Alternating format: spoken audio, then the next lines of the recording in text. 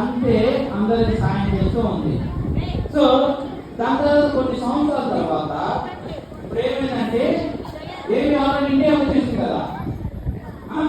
ఇండియాకి వచ్చిన తర్వాత ఏమైందంటే ఏమి నాన్న ఏం చెప్పాను, బిజినెస్ మ్యాన్ అని చెప్పాను కదా. తనకి ఎన్ని కంపెనీలు ఉన్నాయి? 3 కంపెనీలు ఉన్నాయి. 3 కంపెనీల్లో మెల్లగా ఒక్కొక్క కంపెనీ లాస్ కట్టడం మొదలు పెట్టారు. ఫస్ట్ కంపెనీ క్లోజ్ చేసేది, సరే లాస్ వచ్చిందని. తర్వాత కొన్నాటికి 2వ కంపెనీ కూడా క్లోజ్ చేశారు. తర్వాత 3వ కంపెనీ కూడా క్లోజ్ చేసి ఇప్పుడు ఏమైపోయారంటే ఏమి వాళ్ళ దగ్గర ఉన్న డబ్బులన్నీ మెల్లమెల్లగా అయిపోతూ వచ్చింది. దాని తర్వాత ఏమైంది, వాళ్ళ నాన్నగారికి ఇంక ఏ తప్పు రాలేదు. వాళ్ళ ఇంట్లో ఉన్న డబ్బులన్నీ అయిపోయాయి. ధనవంతులు ఉన్న వాళ్ళు